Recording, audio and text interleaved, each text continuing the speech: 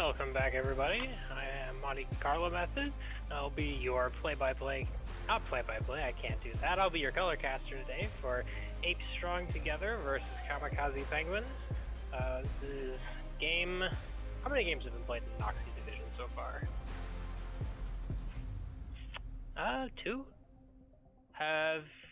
Right, we just finished up with Moondalicious versus Cloud 7. So I think this might be second or third. Okay. Alright, well, welcome everybody, welcome back. Here to do the play-by-play with me is Sticks and Crons. Welcome, Sticks.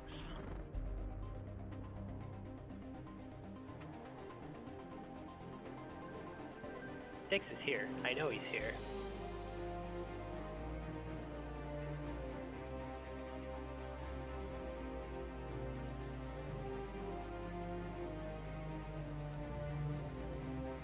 I think we are about ready for draft. Let's go ahead and set that up. Got the pro draft links. We're all ready to go. And we're starting. Kamikaze Penguins selected blue side here. And they're going to start their bands off with an Amumu directly. Quick response to the Vigar. Back with Vayne. Ooh, back with Ramus. Quickly back and forth, the bans are coming out here in the first round. We're rolling through. Ah! I knew Sticks was here. Yeah. He was high.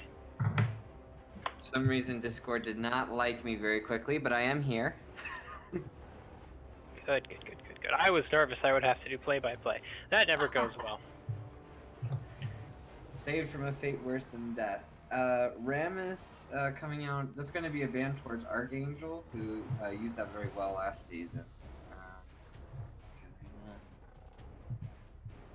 Taking away a few power picks.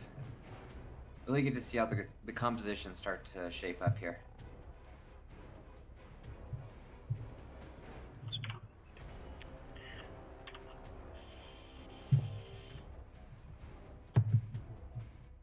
There we have it. First ban phase is just about complete, and now it's time to start picking. Right. Who here is home?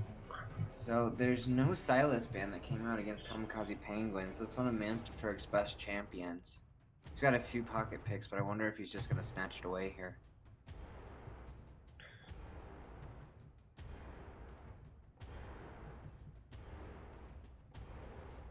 Mordekaiser. That's a safe enough first pick top lane if you got to pick top lane first. Nautilus, also a very safe support. Really pickable for sure.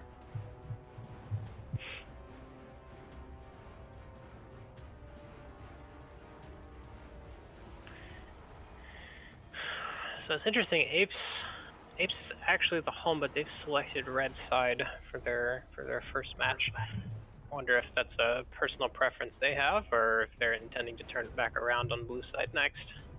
They're probably trying to prioritize a first pick, and well, if they already picked Riven, then they're probably looking to get a counter pick on the mid lane here. That would be the only reason that I can think to take red side as a home team. So supports and tops picked out. You pick a top, I pick a support. You pick a top, you pick a support. All right. Well, the top and the bottom of the lineups have been picked out. So let's go more towards middle. What do we think is going to come out here next? Do you take the 80 carries here? I think you probably want to. It's the safest thing right now, especially when you've already picked the support. You know what kind of Malphite. You know what kind of Malphite. Yep. Well, we didn't know what kind of Malphite, but they apparently did. It'd be interesting to see whether they throw him in the jungle or mid lane. I don't actually know a whole lot about KP or ATS. My team played against KP a little bit last season, but I don't remember seeing a Malphite there, and I actually don't know if the rosters are the same. Yeah, the roster for KP has shifted a little bit. I think 2 of the members are different. No, 3 of the members are different. They're mid and jungle are the only 2 that have come over from last season. Syndra. I imagine that these 2 last bans for Apes are just going to be mid lane targeted. So Apes did finish off their bot lane there with the Senna. They're going to go Nautilus Senna. We'll have to keep an eye out whether they're going to starve the Senna early or they're going to let her CS the whole way through. It was interesting to pick Senna into Morgana. It's not a particularly good matchup. Actually, picking the Morgana put them into a really interesting situation as far as their comp goes. It's going to be very difficult for Apes to do much with that Black Shield. There's Apes taking away that Sylas, so they must be thinking that Malphite's the jungler. There we go. Full AP Malphite and then full AP mid Malphite. There we go. Let's do it. Let's get it. Caitlyn. Oh, so this could be a Nautilus top lane? Or jungle. I have now and then played Nautilus jungle. Of course, there's also the really spicy attack speed, lethal tempo Nautilus mid. Let's take a pulse here. How spicy is the Noxian division? How spicy do we think? What's the heat level here? I need that Riven jungle coming out. Now, that's something I have not seen in a long time. Corki going to be picked up from the mid lane. That's basically, you know, those four champions, Veigar, Syndra, Sylas, and Corki, are basically what makes that Manas to Fergus pool. So it's pretty hard to ban him out. I'm interested that they wanted to push him onto the Corki. What do you respond to with a Corki here? Mid lane is not my specialty. I'm jungler by trade. Victor. All right, so Victor into Corki. So I'm looking at. Well, Victor's going to be able to outpush him, especially once he gets his E upgrade. So Corki basically needs to get Trinity Force before Victor can get going. Otherwise, he's just going to get pushed in repeatedly. This will be interesting because we still actually do not know who's jungling and who's top laning on the side of Apes Strong Together. Apes Together Strong. My mistake. Yeah, where that Malphite is placed is actually... Or the Nautilus, sorry. Where the Nautilus is placed is going to really impact the rest of this game. I mean, that's a lot of early game potential for Riven, but I think the only other solution that they have is to send the Riven jungle, and I don't think that they would do that.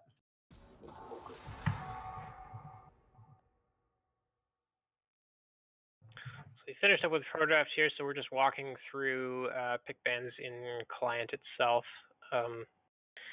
Not a lot to go over here, but we will probably now figure out who's Nautilus and Riven. Now there are league rules around when you can and cannot swap your champions. Everybody has to be locked in, I believe, by the last 20 seconds.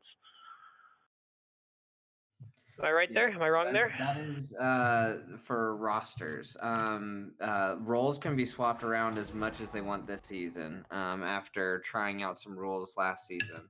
So, I mean, they could be role swapping anywhere they want to. You know. So we may not actually know until the game load screen starts.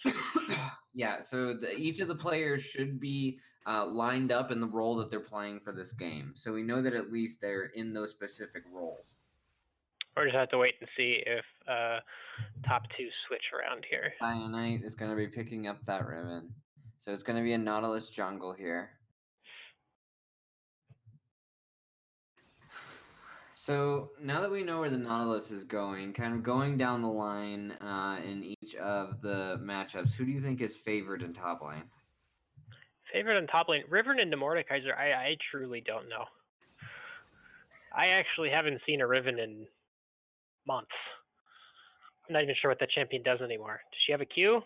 She has a W, I think. I think she also has an E and an R. That's about all I know about her. She has many Qs. A couple of patches ago, her Q cooldown was actually reduced. So, and she was given extra health regen, which lets her compete with a lot of these big bulky bruisers that have been coming on, like Mordekaiser, like Set, like Darius. Riven in the hands of a good player is going to win most of those bruiser matchups, I believe. So, I mean, Mordekaiser always a lane bully, but we'll have to see. I think it'll be an especially interesting lane to watch because of how volatile it could wind up being, Riven into Mordekaiser, and how relatively little presence these junglers will likely have for the first several levels. Malphite and Nautilus are not the strongest jungle picks at the moment, and they certainly aren't high pressure, high tempo early game junglers. And so this top lane matchup is really just going to be who's the better top laner for the first 5 or 6 minutes. Yeah, I think that one of the most interesting things about this draft is that if you look at it across the board, this game's really going to get going once everybody gets their ultis. Once everybody hits that level 6 spike, both of these teams are going to unlock, with Nautilus and Malphite having crazy lockdown potential, Corki and Victor getting their burst, Ashe ulti always impactful, Senna being able to prolong these fights. Like, we're going to have a very chaotic, explosive mid game, I think. Are you expecting this to devolve into 1-4s or total 5v5s?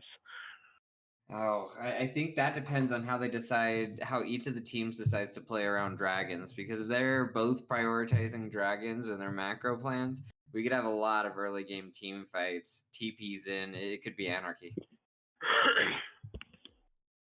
Speaking of TPs in, we'll get to look at exactly what the summoner spells were taken in just a moment. We've got another couple of seconds while we finish up. Okay, and they did not swap champions. So Riven is the confirmed top laner. Nautilus jungle on the side of Apes. Together strong. See, I can learn.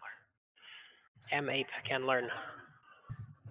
One of the other things about this mid game going to be really interesting is that both of these teams are very much focused around 5v5 team fighting, or at least picks, right?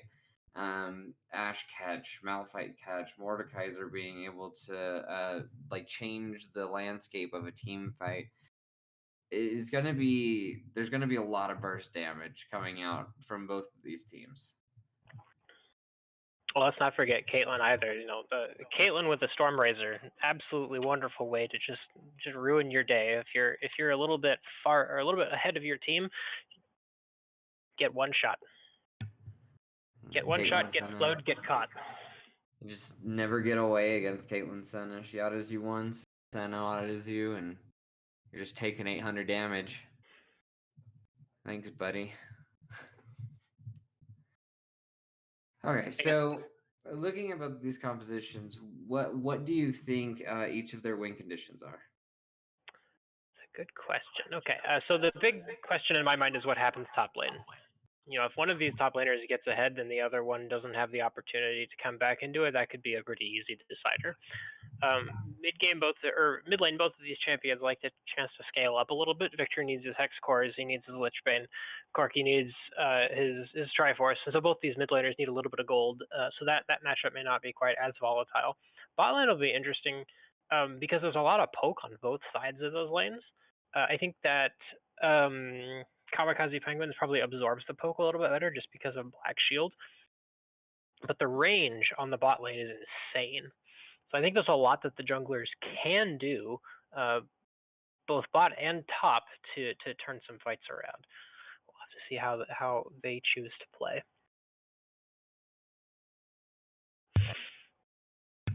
I think that's a really good point about Apes Together Strong's bottom lane, is that with Senna having that infinite scaling and Caitlyn always able to harass from distance, if that bottom lane manages to get ahead, Senna gets 40 stacks before lane phase gets out, it could be very difficult for Ashe to even CS.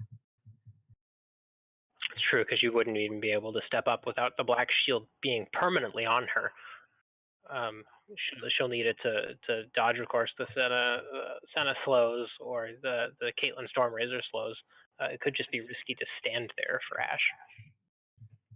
Yeah, I think that when it comes down to it, Kamikaze Penguins is going to need to be the ones initiating these picks, the ones finding these picks, because they're not going to have the best DPS inside of that team fight scenario. Not unless Corki's there. I'm looking for a lot of damage out of Corki, especially if Ashe doesn't get going. And I'm hoping for everybody's sake that both of these junglers wind up building heavy tank, because these are going to be our front lines. It looks like both are taking aftershock, so we can expect to see a tank build out of Malphite, and similarly out of Nautilus. take a look at the runes here. Anything that stands out? I think most Alright, and we are in game. pretty typical as far as runes go. I don't see anything that's really scary. One thing I appreciate though is that exhaust has started to come back into the bot lane. For a long time, maybe a year, it was ignite or int. That was basically it. And now we're starting to see some more exhausts come. And Uncle's Alone Time from Apes Together Strong has opted to take exhaust flash. So on top of the Caitlyn Stormrazor slows and the Stena Glacial Augment slows, you now also have to contend with that exhaust. I think that may be an especially critical pickup here, because one of the really big DPS threats on the side of Kamikaze Penguins is going to be Mansford on the Corki, and Corki being so short ranged, that exhaust could be disastrous for him.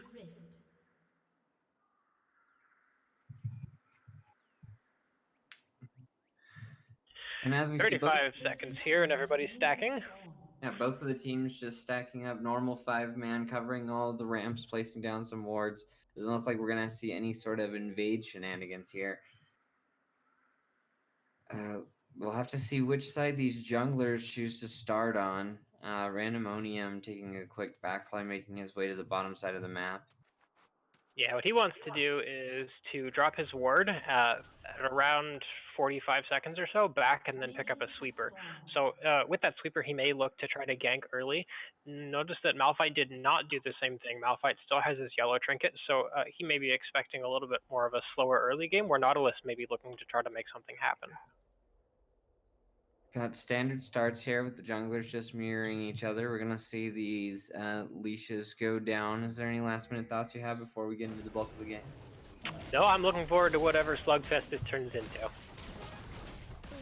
Those are my thoughts. Indeed, it will be. Hopefully we'll get some good action for you guys here. Make sure to put in the chat who you think is going to win. Kamikaze Penguins or Apes Together Strong?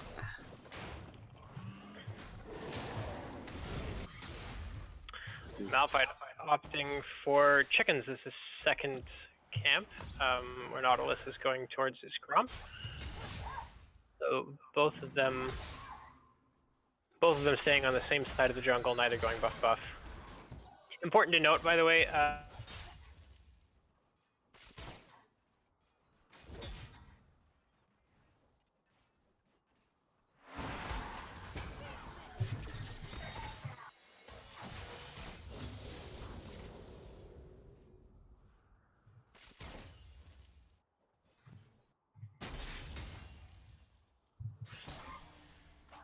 Yeah.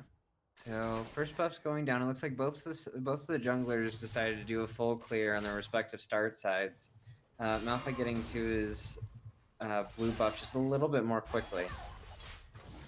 Looks like there's going to be a gank going down the mid lane. Randomonium looking for it. Manstaferg able to just Valkyrie out of the dredge line there before he gets hit.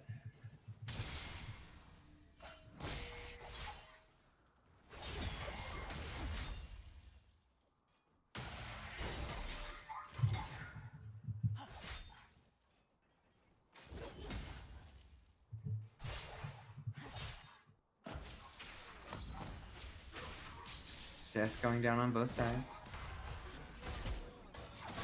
So a little bit of poke coming out from the bottom lane.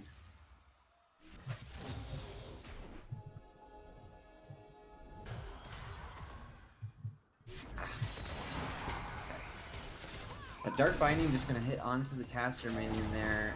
King Majora using his net to get away.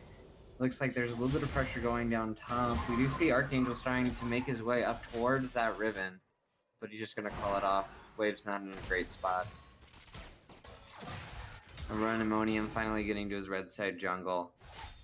In a pretty standard, quiet early game for both of these teams here, as both of them just CS away.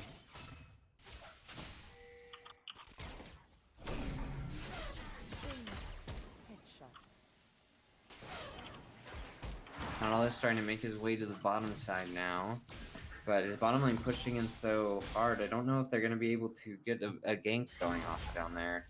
It's just going to settle for the Scuddler.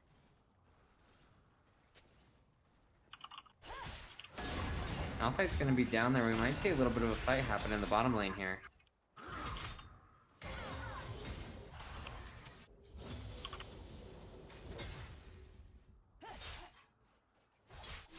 Doesn't look like it. Nautilus just poking his head around. He's gonna try to make another gank on Mansterferg, but that Valkyrie keeping him safe, it's very difficult. Alright, sorry about that. I'm back. Yay.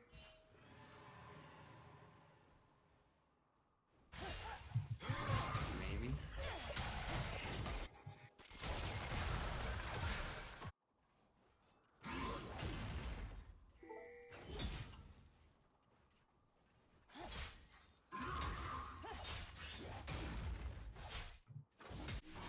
Is that working?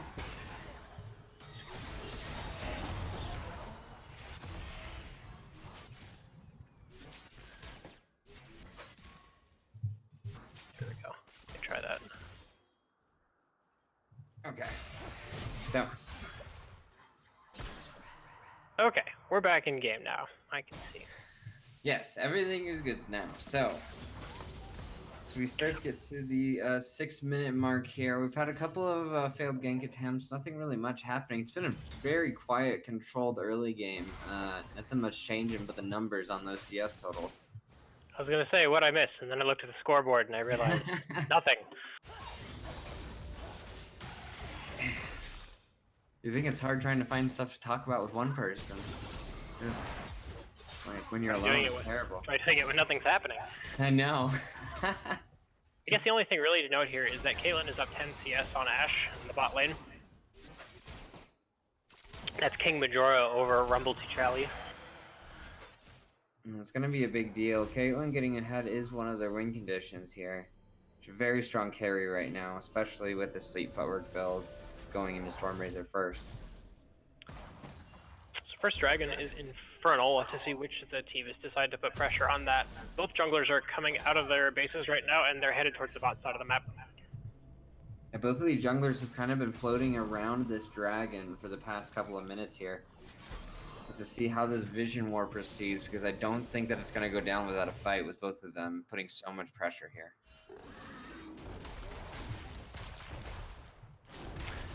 Yeah, it looks like Kamikaze Penguins does actually have the more vision on the bot side of the map, but it doesn't actually help them a lot.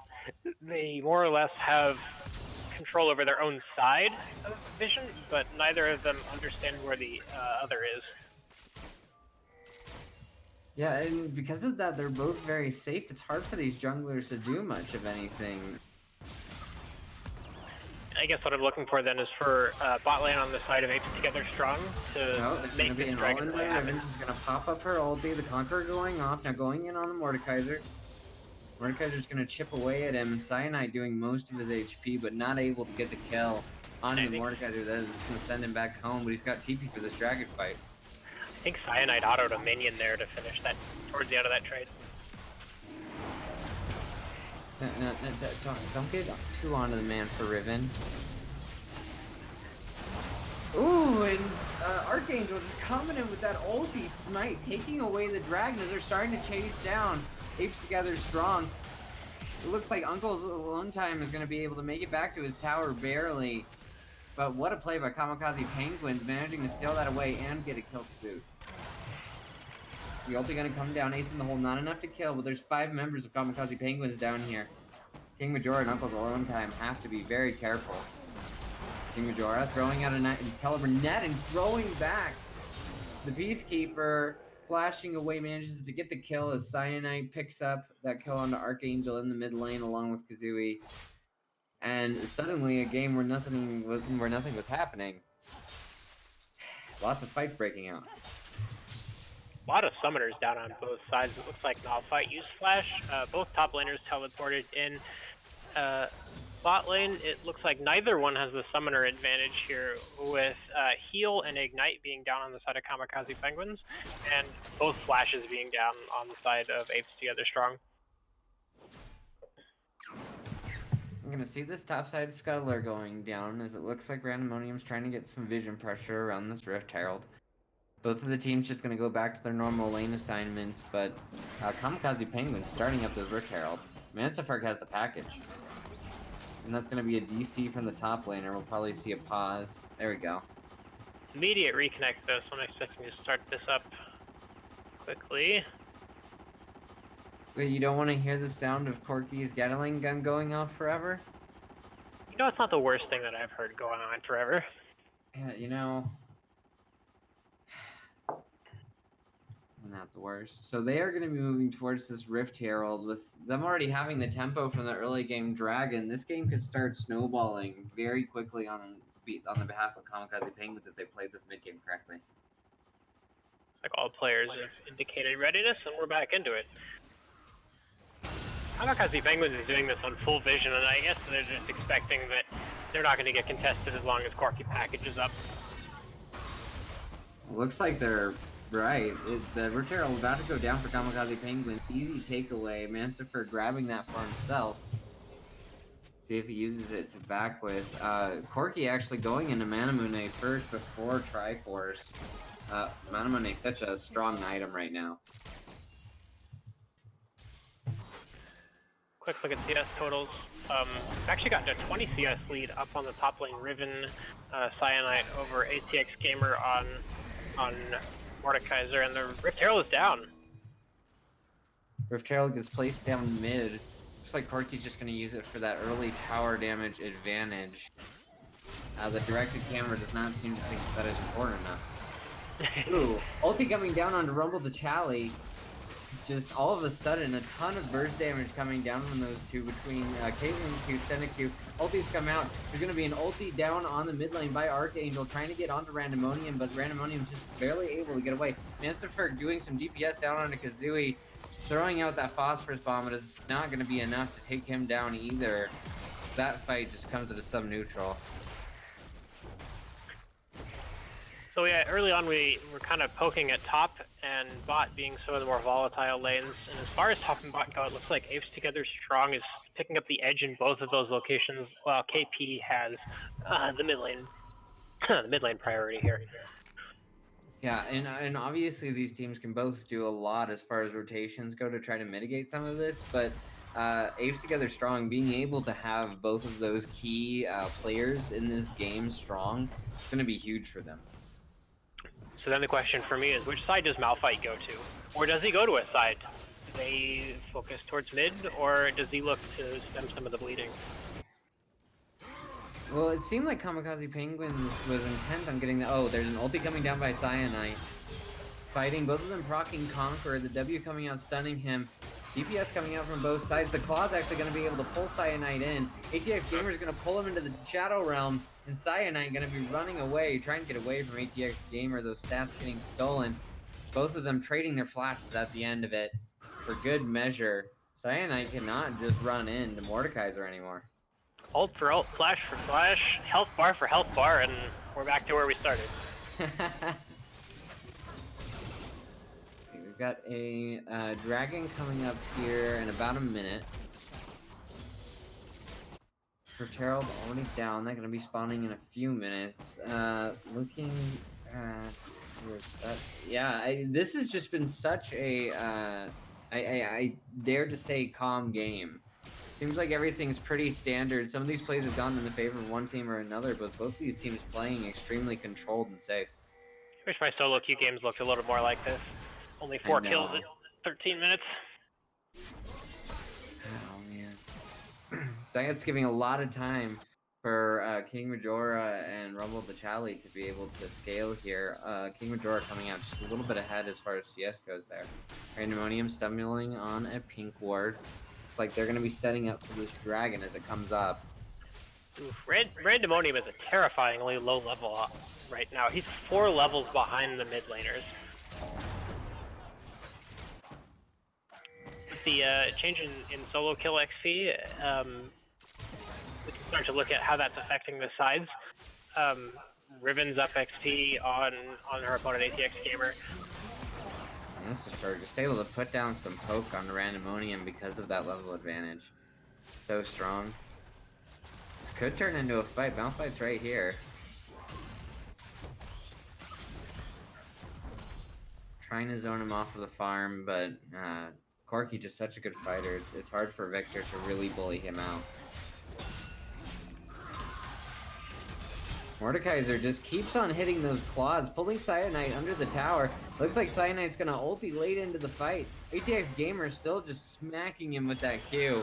The ulti coming down from Cyanide, he's not gonna be able to catch him. But Cyanide gonna get bullied out there by ATX Gamer. Yeah, that's interesting. In spite of Cyanide having the level advantage, the gold advantage, ATX Gamer on Mordekaiser's able to win those straight ups. Mordekaiser's so strong in this early game, such a good fighter. Ever since his rework, he's just been a staple of that Juggernaut class. It's good. I really like the AP Juggernaut archetype, and I wish we had a couple more of those available. And I wish Diana wasn't looking more and more like a Juggernaut. That's a little annoying to me. Champion is far too hard to kill. A couple of wards going down. Apes Together Strong might be looking for a dragon play here. But Randomonium going back. Looks like Archangel's going to have a little bit of priority here. He might be able to get a gank off bot if they're patient. He's just going to take it back. He's going to spend his gold. And he is going to be going full AP Malphite. That's an interesting pickup. So they're going to look to win fights quickly and decisively, where I think that Apes Together Strong has the advantage that fight lasts more than a couple of minutes or 30 seconds or so. Surprisingly, the fighters are still fighting. What? Top lane's fighting? Call the post. Randomonium starting over there. Archangel making his way onto the bottom side. They really want this dragon. Masterpark hanging around in that tri-bush. A little bit of fight going down top lane, but to be honest, they're not.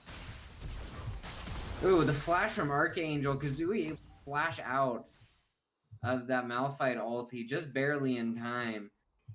That unstoppable force would have really messed his day up. Flash ult for a flash. That's a decent thing to know that particular ability is down. Getting hooked by the red blind, stunned up by the he's gonna get ulted, and Kazooie's gonna take him down super quickly, throwing out that Chaos Storm. It's got to be an immediate dragon. You know their jungler's ult's down. You've got to kill on the mid lane. Let's take this objective. Vision going down. They're gonna pull it away from the back wall here. It looks like Archangel is just gonna take that as a loss, not moving. Actually moving top lane. Just considering that another loss of the mid lane death.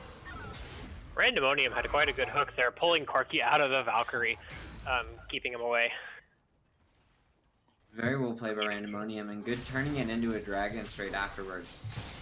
This is the second blue buff that Randomonium has given over to Kazooie. Have we seen Archangel giving blues over to Mansford? A little bit of fighting going down in the top lane.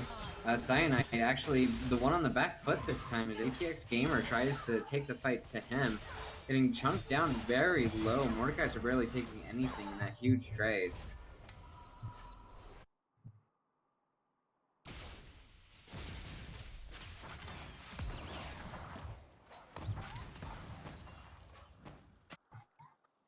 Let's see, taking a quick look at CS totals. Caitlin's still holding on to that low now, only around 16.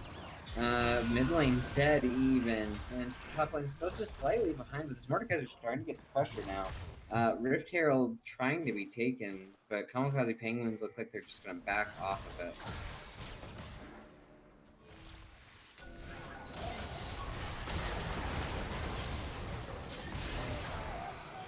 Alright, Kazooie, Unstoppable Force coming down.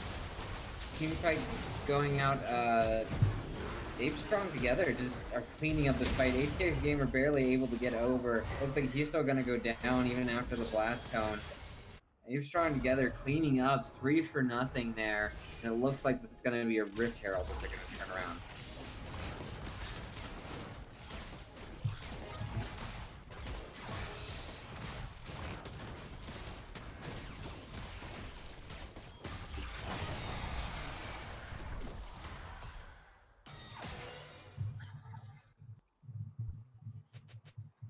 Is going to be the Rift Herald going down.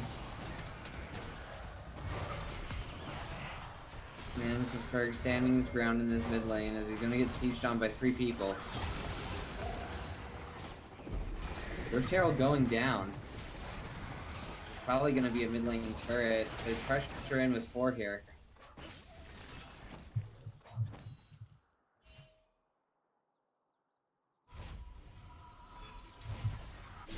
There's those slows we talked about earlier. Pressure going down from both sides here, but Apes Together Strong just coming out ahead on each of these engages here.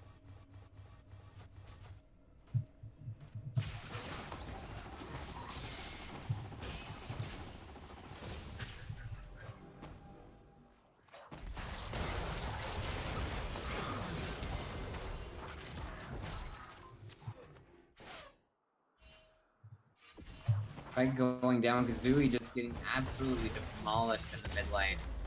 It's going to lead to Kamikaze Penguins getting that mid tower down. I believe that's going to be first tower blood for them as well. Because they're TPing back to the top.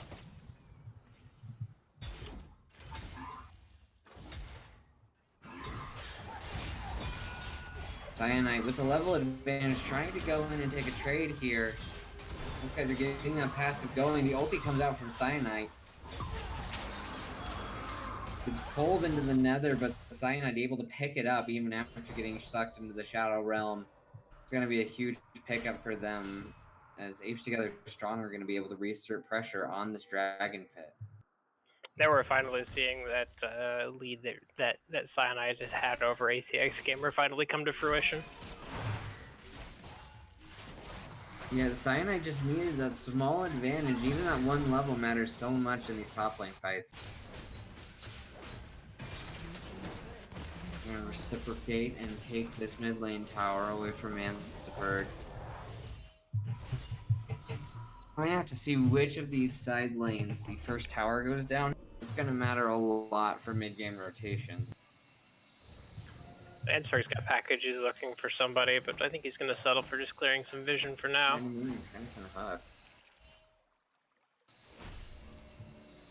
That's a Ferg sitting on top of a ward. He does have that package, which makes him very, very scary.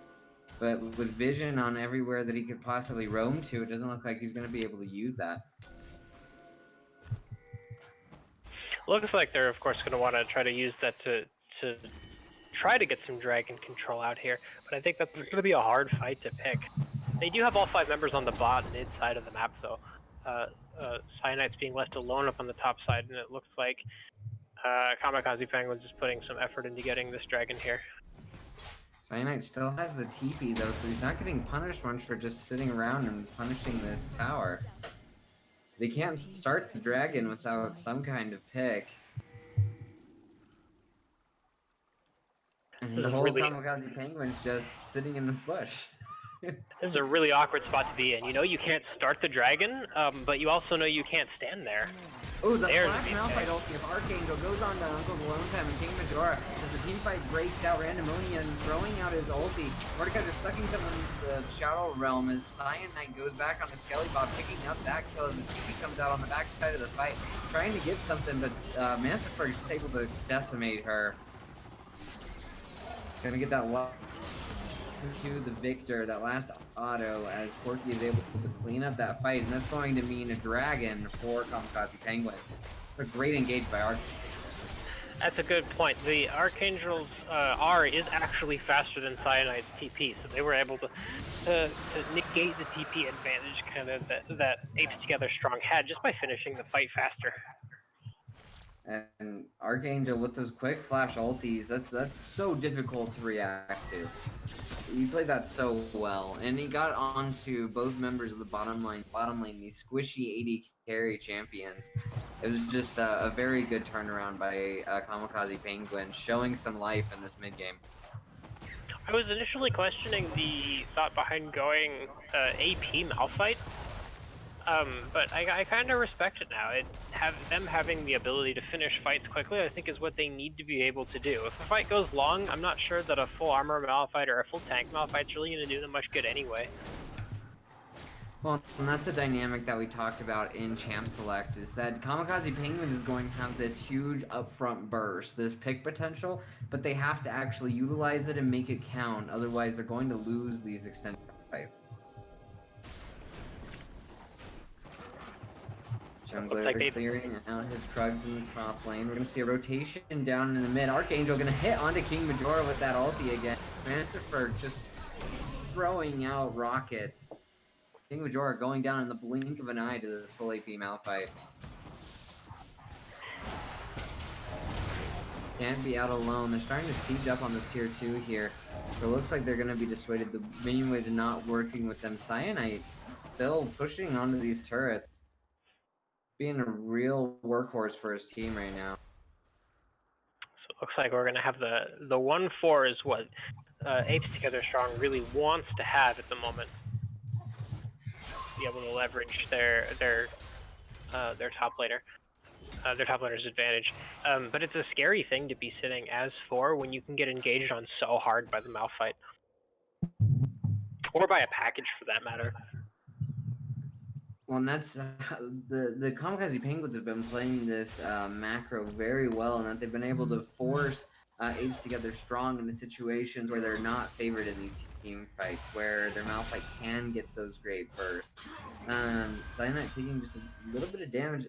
Looks like there's just going to be a 2v2. Morgana Binding going down, but it doesn't look like it's going to amount to anything, as King Majora just taking some poke for that. Mandemonium's making his way over to the top lane. The hook comes out. Rumble the Chally. They don't have a Black Shield. Oh, Black Shield just barely comes back up.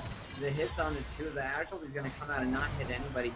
Mansterfer coming around the side now for Kamikaze Penguins. Going to try to get onto this fight. The Senna's just going to ghost them out. And then we see Archangel ulting down onto the Riven there. Who's going to not even use her ult to get sucked into the Shadow Realm, but I don't think she's going to last long against ATX Gamer, who even underneath the tower, she's shielding those Cyanide, doing everything that they can, almost getting out, because Kazooie able to come around and pick up that Mordekaiser on the back end, as Archangel's just going to run. Kazooie's going to win this if you sit there and fight him, man. You can't do this. It's more Mansterfer starts to teleport in and saves the jungler's life. That's interesting, man. Mansterfer had to TP down there to save the life, but he also undid the fight top lane, but it looks like they were able to disengage in time. Valkyrie on top, and just with the Trinity Force spike here for Corki, he's just able to dash in on Kazooie, finish off the tower with the Trinity Force proc, and then just DPS him down. I don't think he expected that amount of burst.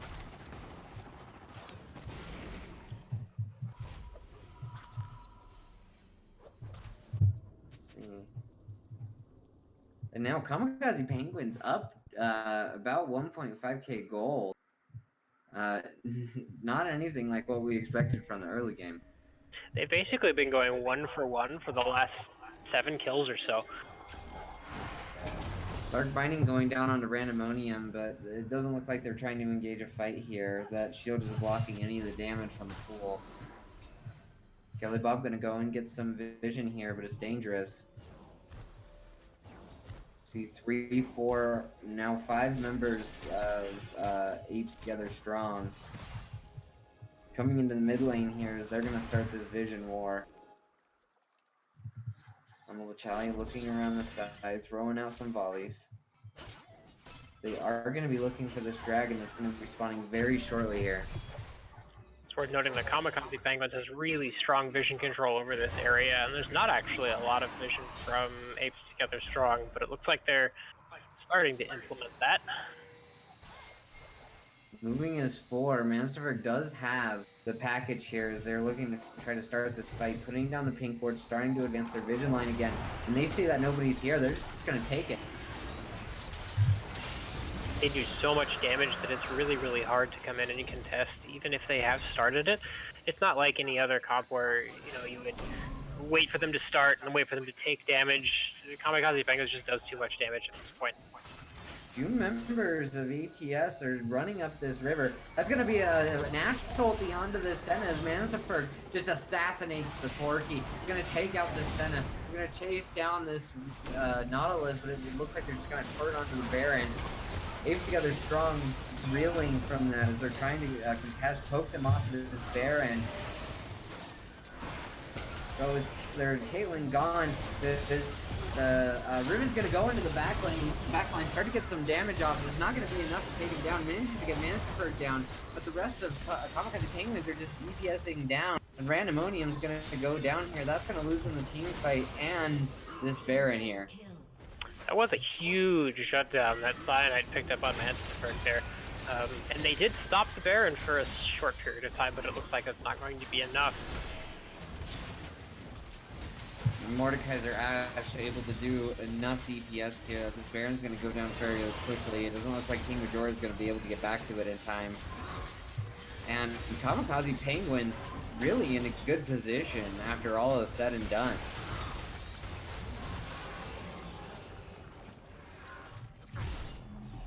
It's going to be a Baron pickup from them. They're one dragon away from getting Dragon Soul and starting this Elder Dragon fight. And they really want to be the ones in these sort of messy fights picking up kills off the edges. You might have liked to wait them hold the Baron kill for just a couple of seconds for Manasford to respawn. I think he is the only one of them who doesn't have Baron at the moment.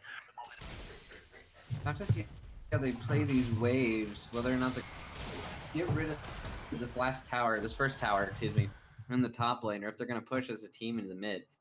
I don't think that they're going to have a very good time trying to siege on to Apes Together Strong.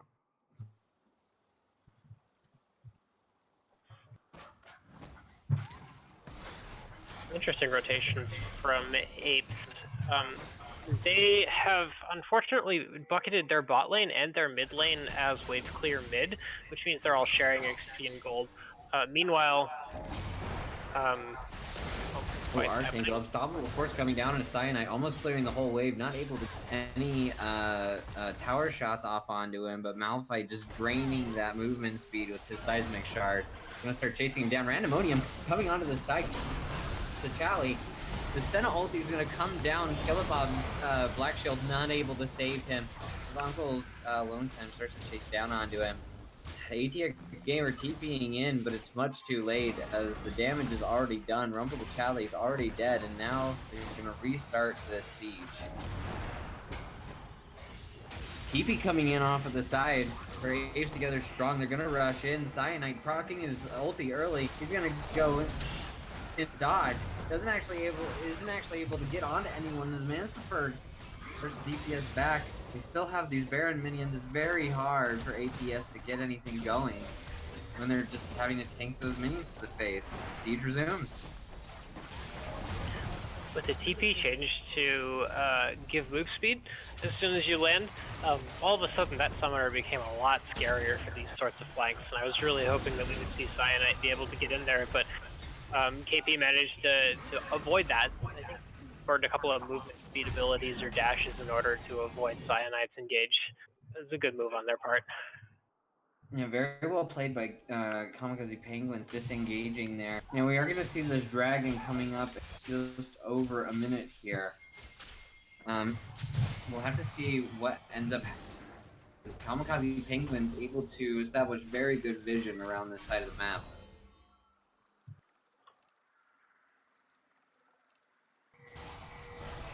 Both of the teams starting to move around this dragon pit. Looks like the fight might happen before the dragon even spawns.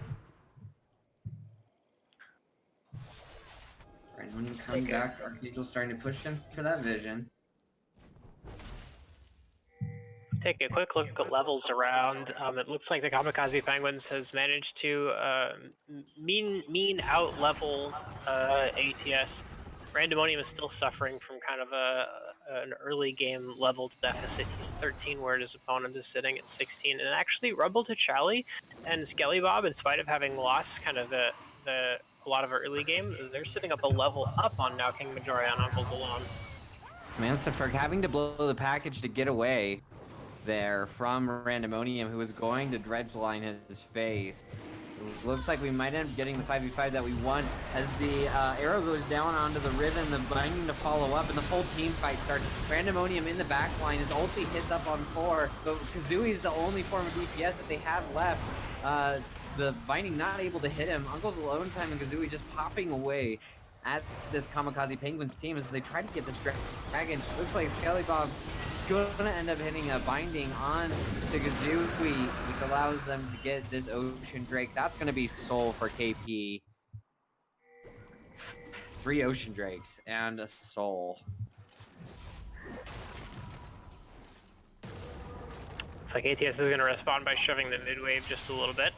I'll make sure that crashes into tower before backing. I love calling fights, but it's always so chaotic. You're doing well. So much better than I would be able to. Ace in the hole coming out from Caitlyn. That's going to hit on a Skelly Bob who tanks it for them. Randomonium going real aggressive. With Dredgeline not actually able to pick anything up. Uncle's Alone Time actually flashing forward. Manfred able to pick up Kazooie on the back end. Guardian Angel proccing as Cyanide TP's in, and it looks like, oh no, he didn't TP in, he just straight up ran. The last 2 members of KP just running away there. Still able to pick up that bottom side turret though. With that, we're going to start turning focus to Baron here. The icon on the map has gone gray, so we can expect to see vision being put down that side, and the next big team fight to be happening up in top river.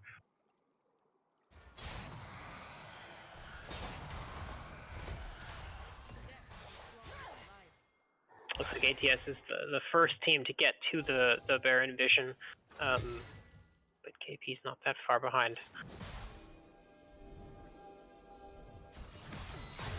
Clearing out some pink wards.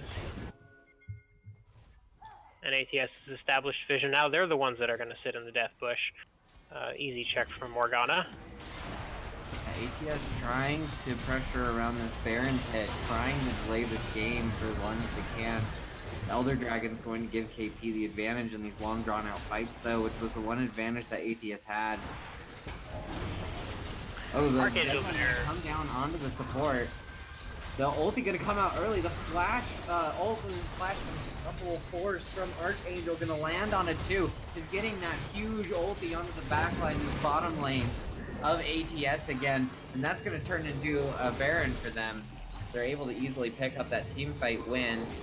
ATS just stretching a little bit too far forward into a 4v3.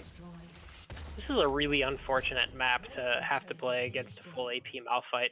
There's just bushes everywhere, which means Malphite is everywhere. Going down for Kamikaze Penguins. Mansterferg already moving to the top lane to do a split push. It looks like they're going to be grouping into the mid. Such a great turn for KP.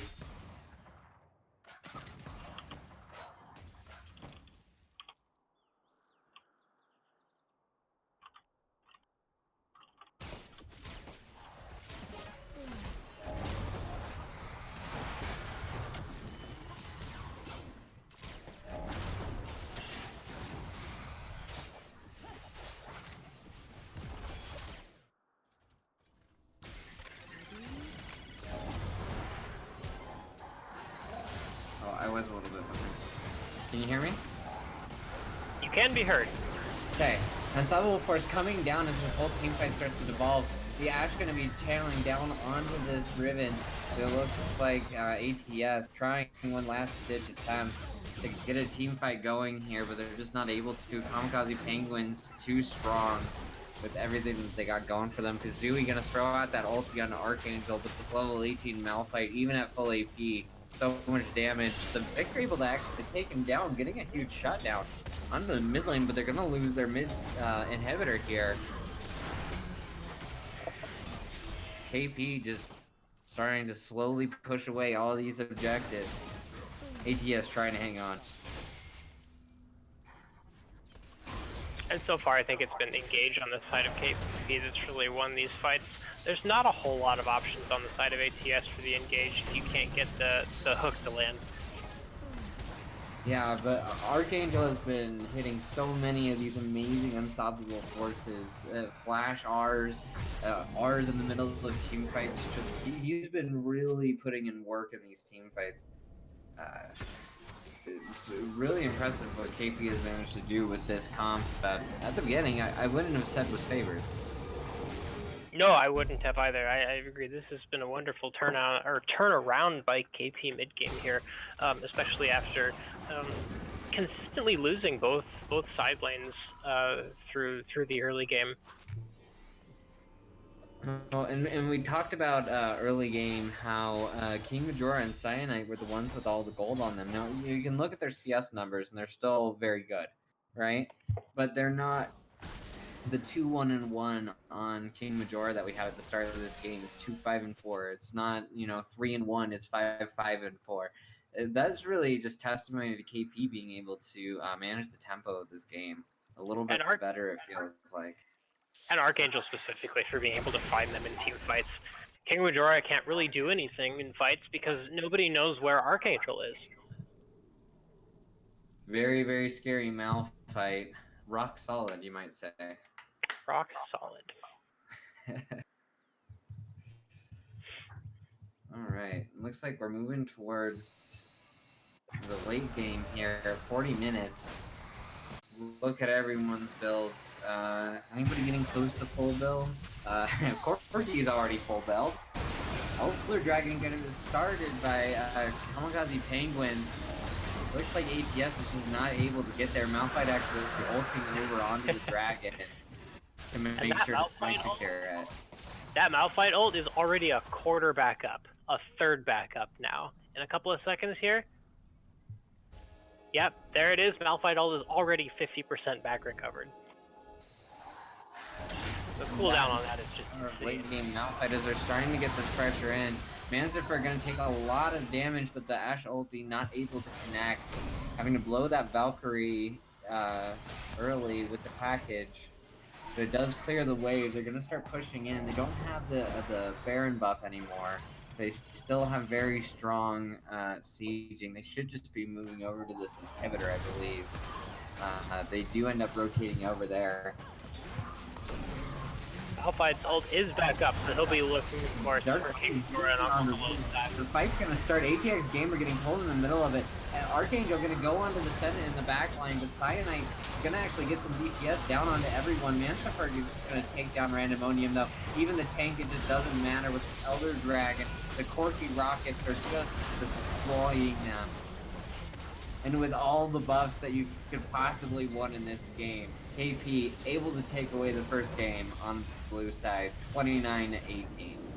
Really, really nice early mid game recovery by KP to overcome the deficits they have. I think ATS tried a couple of times to get the 1-4 down, but they realized pretty quickly that they couldn't really 1-4 because their 4 couldn't actually stand up to Malphite. That initial hit plus the Corky Valkyrie and follow-up was just a little too much, and they had no way of keeping their DPS alive to start that, or to keep those fights moving. Yeah, I have to say, like, Archangel played his butt off that game. So many good ultis. I don't think that I saw a single ulti until that final one onto the Elder Dragon that I didn't agree with. He played extremely well. Made a lot of these team fights happen for KP. Honestly, the ult onto Elder Dragon at the end was just a flex on his ult CDR. He said, well, "I don't care." Anyway. Right. He said, "I don't care. It'll be done or it'll be back up by the time we walk to their mid inhib. So, we'll just burn it for some DPS." And that will be our game 1 between Kamikaze Penguins and Apes Strong together. Do you have any final thoughts? Together strong. Apes together strong. I've gotten it right all game. Okay, you Ape, you can learn too. Before we move into our short break here. I have to imagine that ATS's bot lane is going to be a little shell-shocked. I wouldn't be surprised if we wound up with a little bit of a safer pick from them going into the next game. Other than that, I thought drafts were good. It just the game worked out the way it worked out. Very well played by Kamikaze Penguins. We will see if ATS is able to come back and get the second game, so shake off that first game, make it happen. Yeah, and we will be right back with you after we get this lobby set up. Thank you all for tuning in. Hope you're enjoying it. We'll be right back.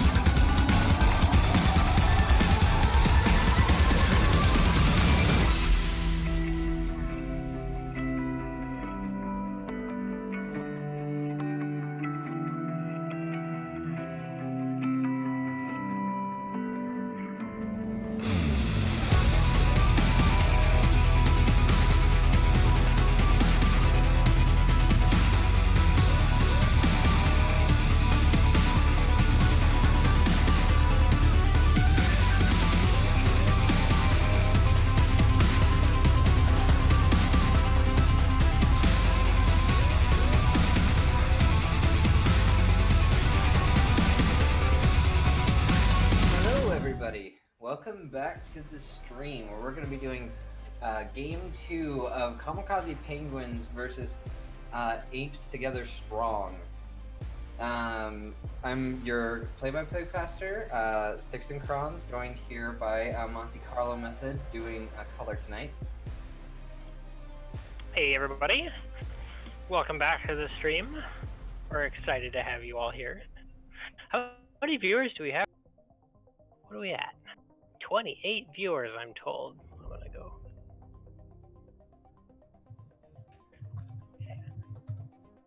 I'll get everybody in chat to give a wave. Give a shout out to your favorite team. We've got game 2 of ATS v KP here. Everybody drop a little like in the stream for who you like to win game number 2 of the series this afternoon. And of course, subscribe, like on Yelp, and click that notification button. I'm not a YouTuber. I don't do this very well. Cloud7. Well, Cloud7, we have one shout out here for Cloud7. Unfortunately, they're not playing right now, so I think you may have the wrong stream. But if you're interested in seeing Cloud7, I know that game was shown right before here, and so it should be up on our Twitch VOD section if you want to go back and watch. They're an old team, but they won the league. Yeah, and KP able to take away the first game in this series. Everybody make sure to put the team that you want to win, whether it's KP taking this 2-0, paving a good first week towards playoffs, or Apes Together Strong, making a comeback here, and this new team starting their legacy.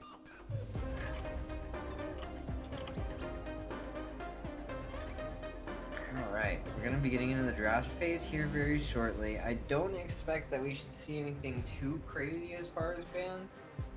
We might see Apes Together Strong sub out that one, I can't remember what the ban was, but it was the one ban that they didn't shoot towards mid lane. Will probably turn into a Malphite, I would imagine.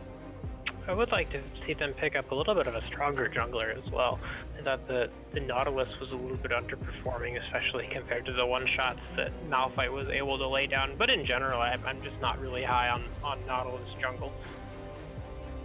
I think it was interesting that it was supposed to be a matchup between two very heavy engaged tank junglers, and Archangel choosing to go AP just completely circumvented that.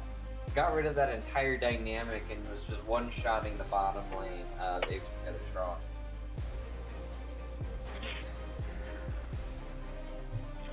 I think we're waiting for R's here in chat, because the Pro Draft has not started yet. Got one R, we got 2 R's. Stream is ready. Throwing the R's up.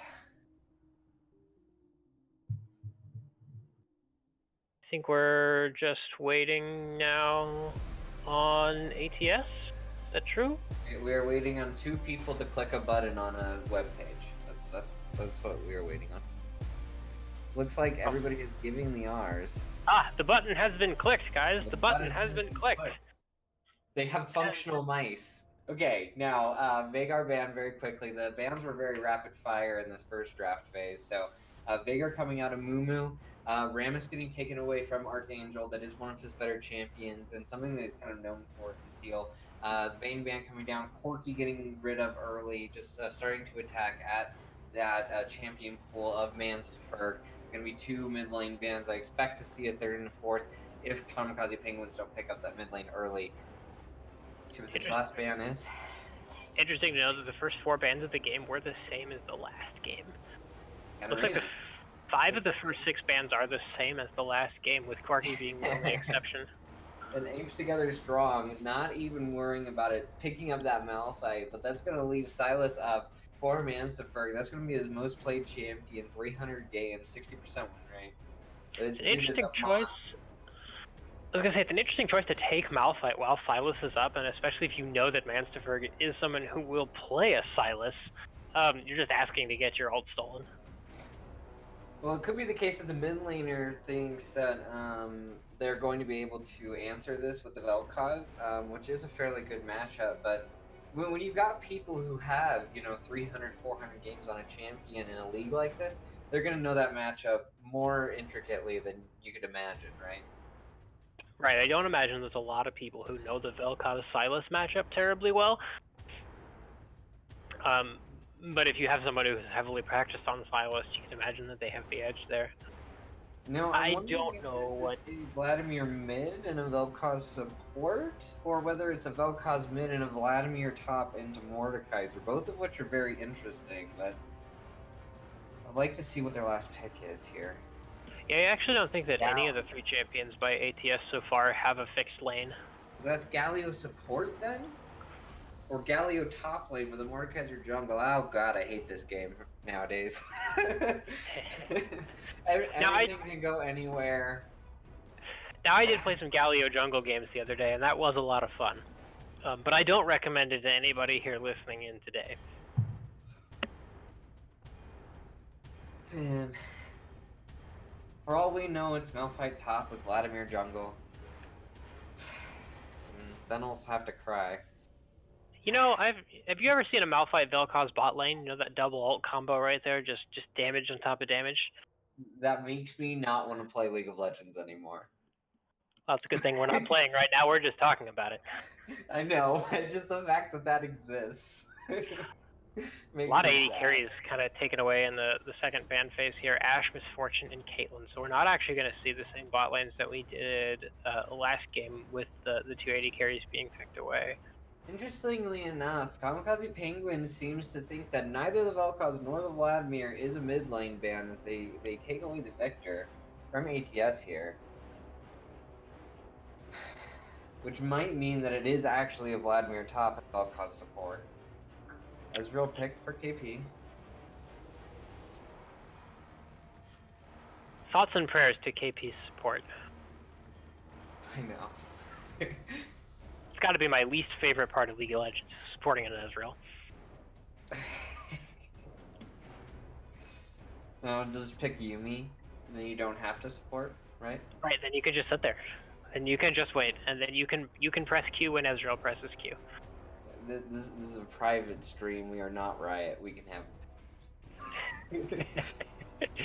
ATS goes ahead and picks up their bot lane. Tom Kench, Jinx, giving their Jinx some safety. So they don't actually have to contend with the Malphite jumping on their bot lane now because they have the Malphite. They've outplayed that by picking it. But they've also outplayed the Jinx getting one shot with a Tom Kench, who can very safely eat the Jinx. Oh, Tam is a Nautilus. Tam is a Nautilus. A Nautilus? Yes. They put it in the chat. So it is going to be Nautilus Jinx bottom lane. Which means that it is in fact a Vladimir top lane. Into this Mordekaiser. They could be keeping Nautilus on the same spot, jungle, and then leaving Vel'Koz to support here. They did say in the chat that it's supposed to be Nautilus support. Nautilus support, okay. Yes. So I imagine I'm just, using what they're saying. It's going to be Nautilus Jinx in the bottom lane, Vel'Koz mid against Sylas. That means that Galio or Mordekaiser is going to be jungling? Or I guess Morgana's a viable jungler as well nowadays. She has been known to wander through the jungle. I've done it a couple of times. I don't particularly care for it. But in a coordinated team setting, she may be a little bit safer. I think she's still a useful jungle pick in fives, in coordinated fives, because having a Morgana on your team mid to late is never a bad thing, right? And if she doesn't serve the role as early game pressure jungler, that's probably fine as long as you can get her to mid and late, and she can just be dropping black shields and Qs down on everybody. But if she is in the jungle, it'll be interesting to see what KP's plan is. How exactly do they want to play this? Yeah, and very interesting team comps again from both sides. I'm not sure how I feel about Galio jungle. If I'm going to be honest, but it's not great. Works out. It's not great. Play it in norms. It's fun. Don't play it when the chips are down. Well, Archangel is the type of player to pull out these wacky things. I mean, He gets Rammus banned away from him. You know, was picking things like Ornn last season. Strange champion pool that man has. I actually did really enjoy Orange Jungle, but I think his power level got kicked down considerably when when all of his item upgrades got notched up by a couple of levels. I think that effectively took him out of the jungle pretty hard.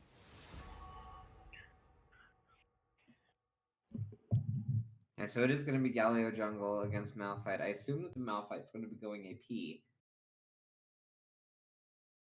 I don't know how many of us have tried to pull that off. If you have something successfully played against you in game 1, where you try to turn it around and use it in game 2,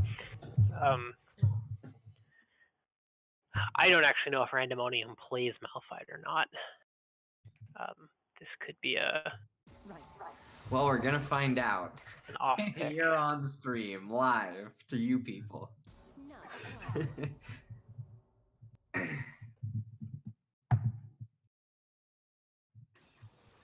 Yeah, very, very AP heavy for Apes Together Strong.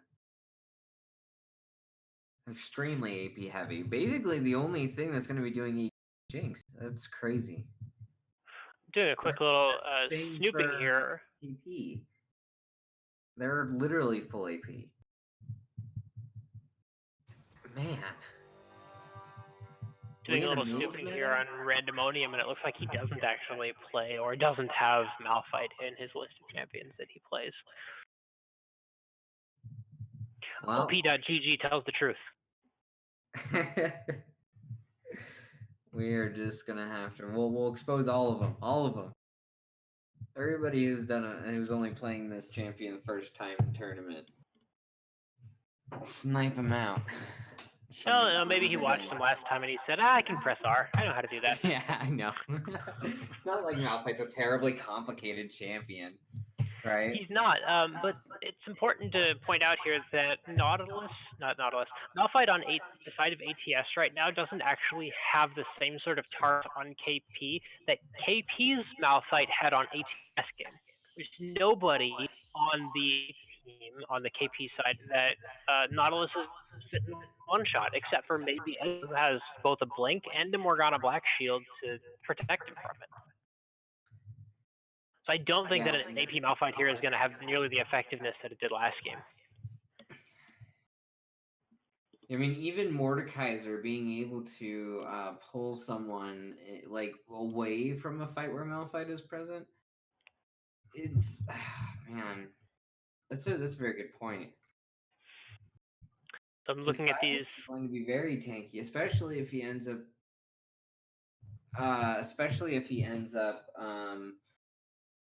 Going into things like Death Dance to get some more sustain. Silas is going to be extremely tanky.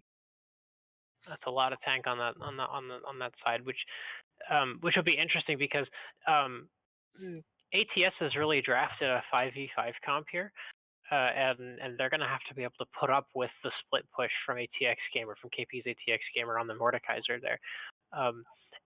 With the Galio jungle, it's also quite interesting because that means Galio can sit and roam kind of halfway between the 4 and the 1, so they could actually run a 1-3 with a roaming Galio.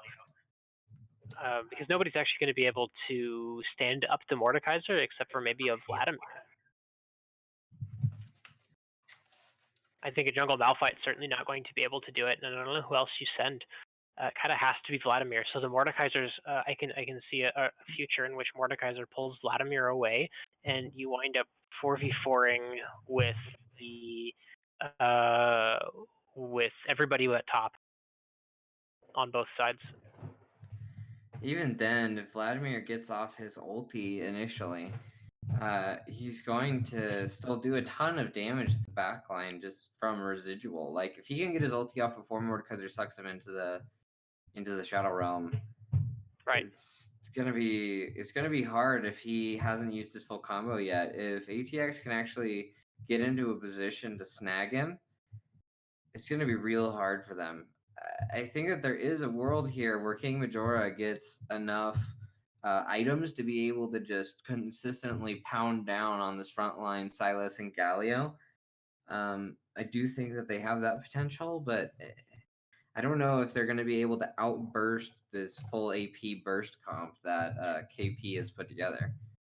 It also does. It's also worth noting that KP doesn't have a really reliable engage unless Silas has Malphite ult.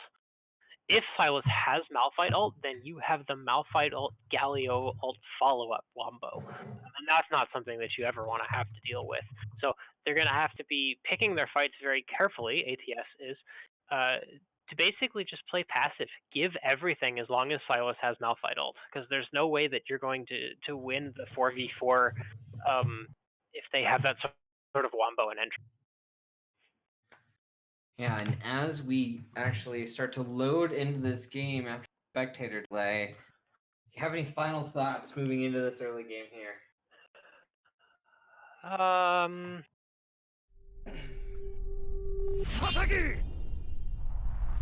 No, I think that mostly covers it. We could maybe look at summoners though, and there we see Galio taking Electric, which is an interesting pick. I don't know if that means he's going to be looking for some fights early, or if he is going to try to serve the same purpose that he did last game on Malphite, just on Galio instead.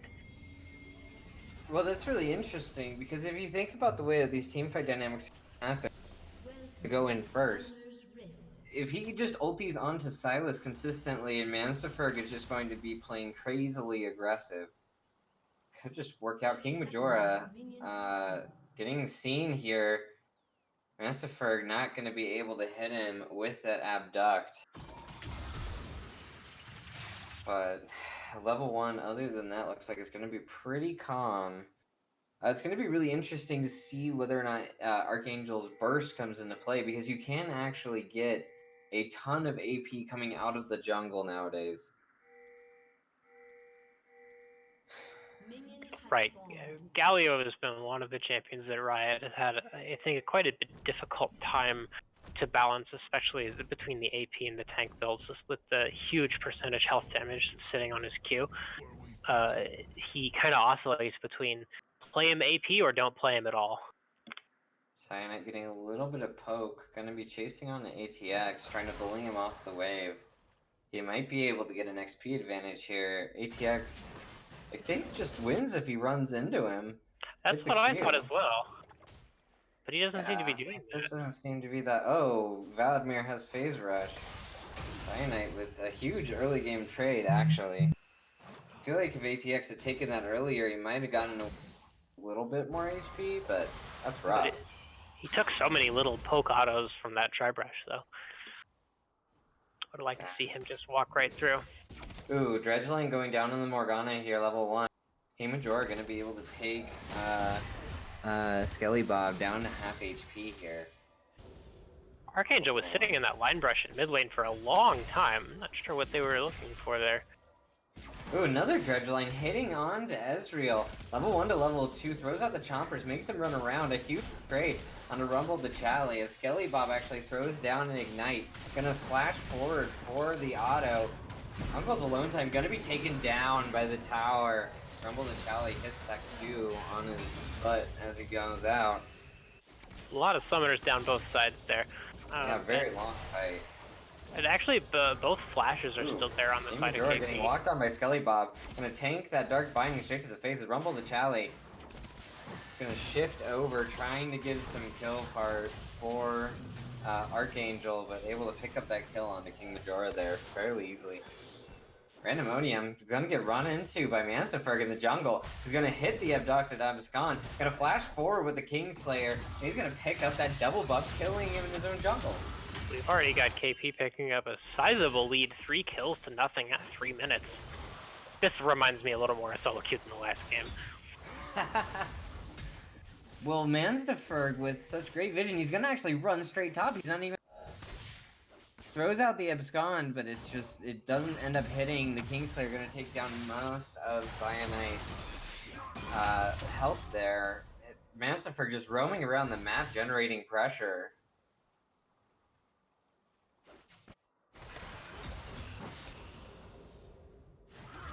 Let's see, Cyanite gonna gain a little bit of HP. No real discernible differences in the CS totals yet. It looks like Kazooie Kazui's was a gonna be little far fighting forward. Manisterferg again. He's gonna get that the antimatter procced on him, but Manisterferg able to walk away, gaining a little bit of health off of that W, just enough to keep him alive.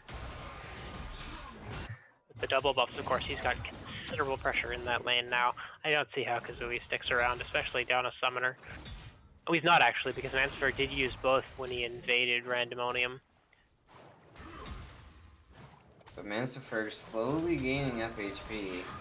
Archangel gonna come in, gonna flash forward with that Justice Punch, unable to knock up Kazooie, but Dark Binding by Skelly Bob just managing to hit King Majora. He's been hitting most of this game onto him. Manisterferg going in with the Abduct. He throws out the Kingslayer, but Kazooie just able to take him down. Holy crap, that was like 15 HP. Very, very close fights, but Kazooie walking away with a couple of double buffs. Wow. Absolutely a godsend for Kazooie here.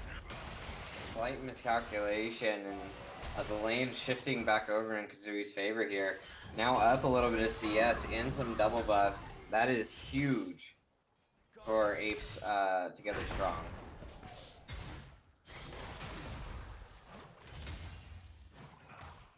Lots of damage going down in the top lane, lots of trading happening. Yeah, both these junglers are both these top laners are sticking around through some awfully low health fights. I don't actually know who has the sustain edge early on in this lane because I'm not familiar with Vladimir's numbers or Mordekaiser's numbers in terms of heal. I would have thought it would have been Vladimir, but it looks like they're sitting pretty even with each other. It's very interesting watching Galio Justice Punch minions. It looks very strange.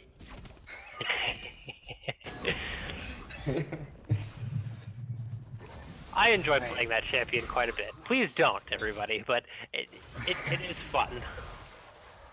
Don't hit your team like me. Taking down his Krugs. Doesn't look like he's going to be trying to make anything happen top lane. Looks like everybody just settling down a farm here for a bit. Air Dragon is our first Drake. So we will see what they do with that pressure. That'll be the next objective on the map, more than likely. That will be pressured. Looks like both sides of the bot lane here just throwing out Qs, looking for hooks. Or bindings, or mystic shots, or... That lane seems to be a lot more volatile than you would normally give credit for. The ulti coming down the anti-map way. Kazooie out challenging Vision, and just able to full combo him, disintegrating him down into dust. What an expensive pink ward that was.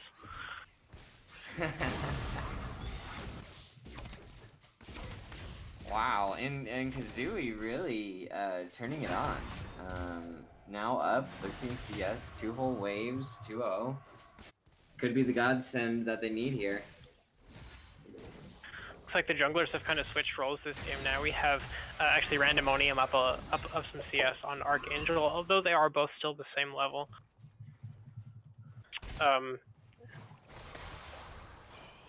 Vladimir actually has the CS advantage top lane, but that's basically just the same as Kazooie has over Manisterferg. He got stopped up by the Chompers, but it looks like Manisterferg is still trying to make this bottom fight happen.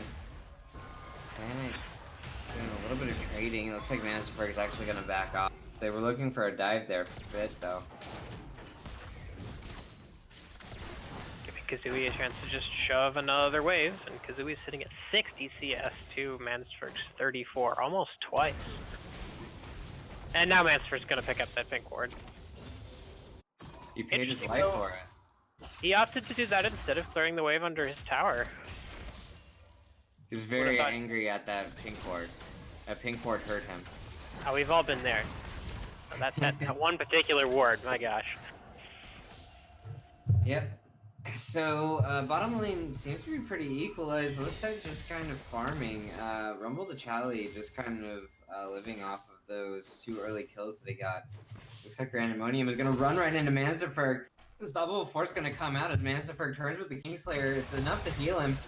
Might be enough to get him out, but the Antimatter Ray comes out. Ooh, really good play. 3-0.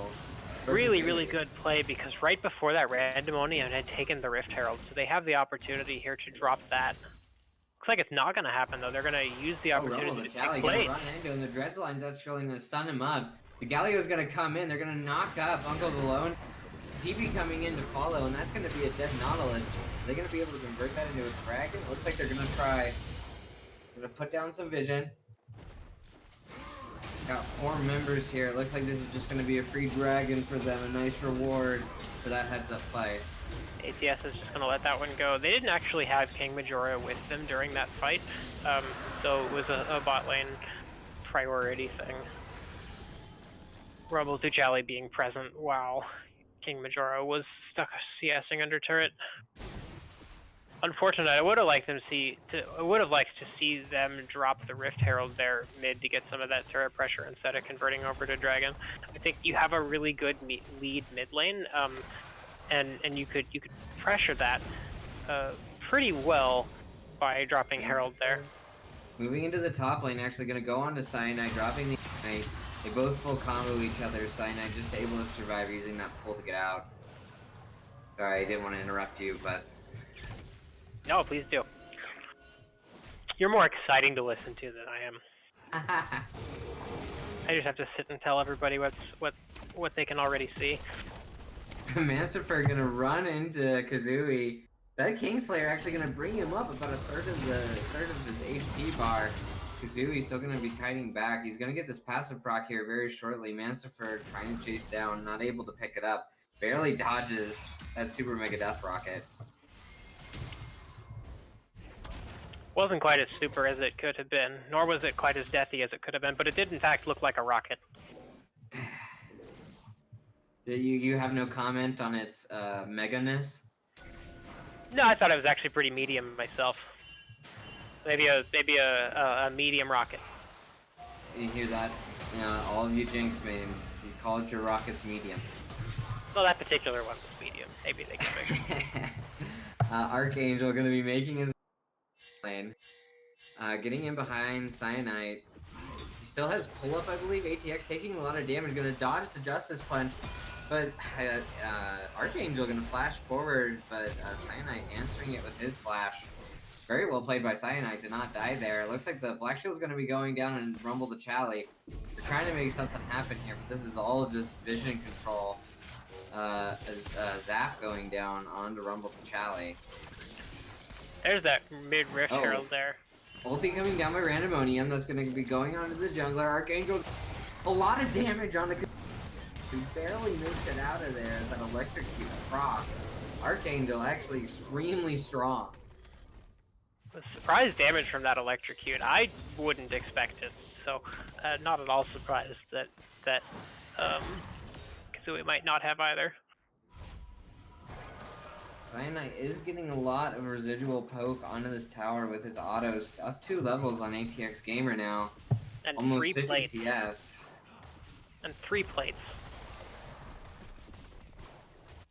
ATX Gamer getting a little bit of poke down, managed to proc the Conquer, coming out behind on the trade. So this game is actually looking pretty similar to how the first game of the series started up with ATS winning pretty handily. In the early game, so it'll be up now to see. Making his way up top as the ulti comes down on ATX. He's gonna go down to the Vladimir, uses the Protocol to get back. Mansterberg hitting everything, but the Vladimir able to heal off transfusion. He must suck the blood out of Mansterberg, who's just getting his cooldowns back up now. Looks like this fight's gonna continue on. Mansterberg trying to re-engage. He actually manages to hit the abduct onto Cyanide, but he's able to kite out. Mansterberg barely living through that. Cyanide still sustaining. Both of those champions just heal so much. But Mansterberg hasn't spent a lot of time in the mid lane, and that's translated to a lot of mid-turret pressure with Kazooie and Randomonium just doing work on the mid-turret, and it looks like it's going to be the first one to go down right here. Looks like that. Archangel going in, getting a little bit of damage on Randomonium, but Kazooie turning with the... Right.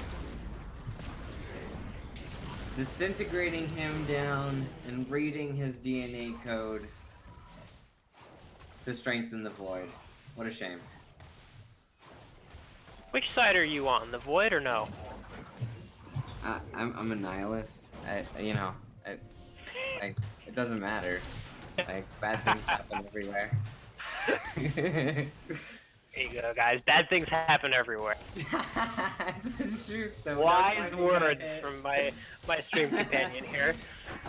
King Majora, taking a little bit of trade damage. Looks like the dragon's gonna be spawning here in just under 20 seconds. KP actually has a lot of vision around this tri-brush here. It looks like we all found out now. It's also a fantasy setting. Like, there's just bad, evil things there. Things everywhere. I'm a Lornet. I can't help it. It's terrifying, man. Everything wants to eat you in the Void. That's fight true. going down in the top lane as the Vladimir down. Mansterberg taking this full fight as Cyanide just able to heal so much that ulti actually increasing the amount of healing that he's doing. Mansterberg healing so much too with that Kingslayer though, as they both just try to beat each other down. But Mansterberg has mana. He's miscalculated this. The Cyanide is trying to chase him down. Silly resources holding Mansterberg back.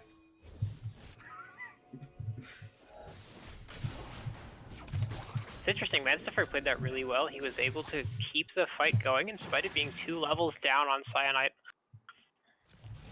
Protobelt gonna stop Mansterberg's back here. Ezreal ulti coming through, gonna be picked up by King Majora, actually. That's 1 dragon apiece now. There's 1 dragon apiece, and it looks like Oceans are going to be the dragon of the day here, which is very strong for both Mansterberg and Cyanide. These crazy sustained champions, if they can get a hold of an Ocean Soul, it just like amps them up to 11. I don't know, that would be an awfully fun 1v1 match. Let's just watch a Sylas player and a Vlad player go at each other as long as, or with both with an Ocean. Who wins? Apparently Cyanide, as he manages to take down Mansterberg, who tries to fight him. Cyanide blowing everything of his burst combo. Ulti coming down on ATX Gamer as he starts to kite back. Transfusion coming back up, healing him a ton. He gets sucked into the Shadow Realm.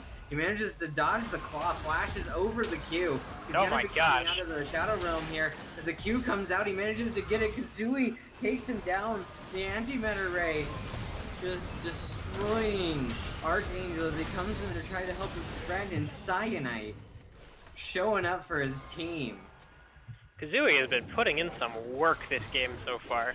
He's sitting there at 6-0-1 with 114 CS. Mansterberg, after losing kind of those early fights there, has just never been able to regain his lane or his position in the game. He is still 2 levels down on his opponent Kazooie, and has basically just been trying to make the best of it, roaming around and doing damage on other parts of the map besides mid lane.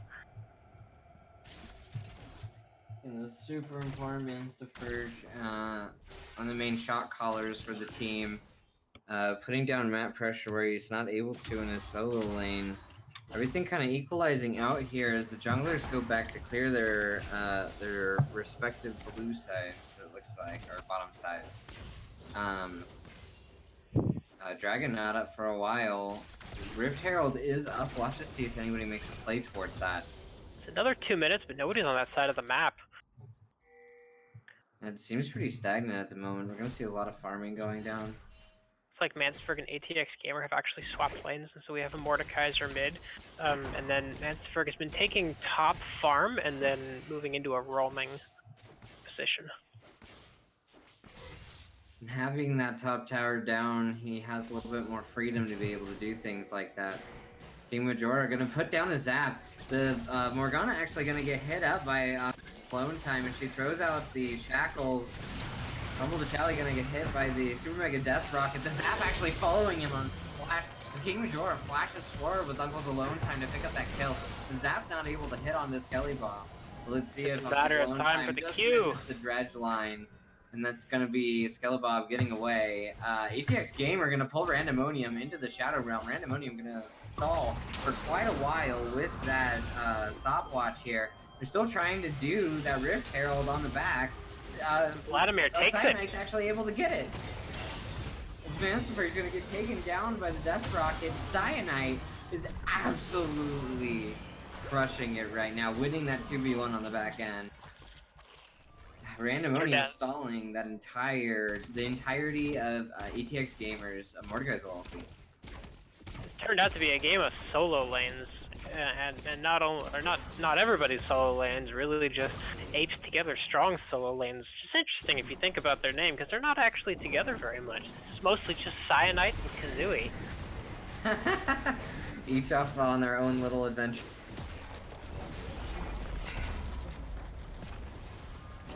Charles will get a second charge down onto the mid turret. Looks like they're gonna back off. Dragon about to come up. Baron about to spawn as well.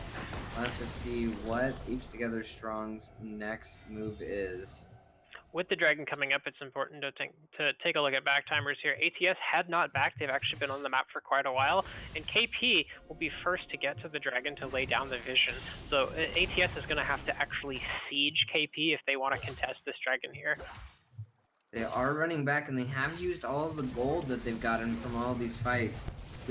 Because the entirety of Apes Together Strong's roster has backed now, they have that entire gold value in stats. I don't know if KP can actually take this anymore. They may have been back on the map soon enough. Vladimir is sitting on a death cap and a proto belt. Just running to the mid lane, trying to get excited off of that. And screw this Dragon, let's just run mid. They take that away easily. He's gonna get excited, gonna start tapping onto this inhibitor. I like that play a lot. Gonna come out, but they're not able to save that inhibitor. What a great call. Oh, Malphite ulti gonna get stolen. Mesnifer going in, only able to hit the support. As Cyanite gets into the backline, throws out an RE, gets the triple, gets the quadra, transfusing his way through. ATX Gamer trying to do as much as he can. Pulls Kazooie into the Nether Realm. He's only going to be able to get this fight for a short time as Cyanite is going to come up behind him. He manages to get the Nautilus there, but Cyanite coming back into that fight, able to pick up the pentakill. Alright, is that it? Is that our first pentakill of the season? Strong. Woo! Is that our first pentakill of the season? Please tell me yes. Chat, is that our first pentakill of the season? Someone confirm. It is our first pentakill of the season. We've just gotten confirmation right here on our live stream. Beautiful. And Apes Together Strong able to pick up the Dragon as well. Whew. Now, KP actually did play that fight reasonably well. They pulled out the kind of alt-wombo combo engage condition that they needed.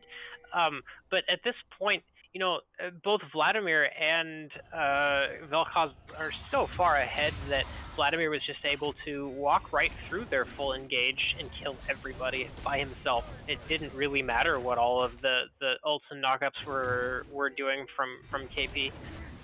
It was just Vladimir versus the world. And this is really the strength of being able to put a Vladimir onto your team. They played the early game so well, stalling, that they've just been able to scale both of these extremely powerful mages.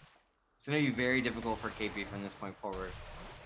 A lot of healing reduction coming out so far. I see 2 Morellos and an Oblivion Orb sitting in people's inventories at the moment. I'm gonna run into Skelly Bomb. Dark Binding going off. Esper's gonna run in, but he's 4 levels down, and there's 4 people in the jungle. They're gonna throw out the Vladimir ulti onto 2 there, taking Skelly Bob down to about 3/4.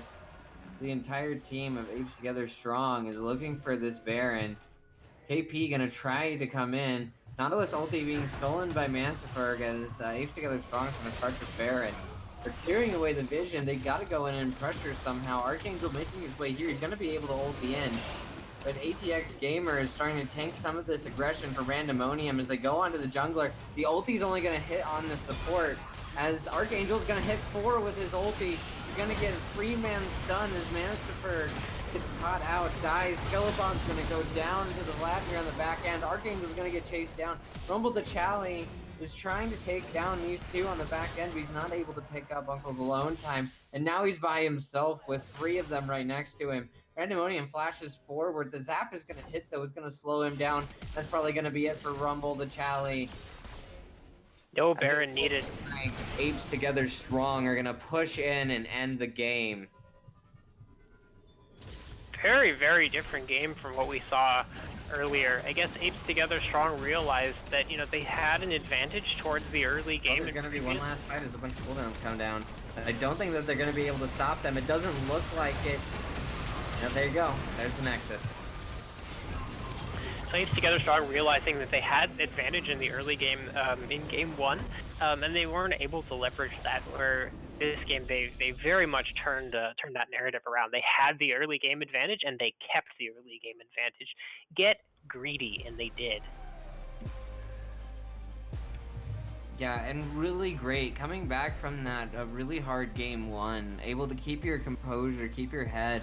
Kazooie and Cyanide really game, hard carrying the both of them.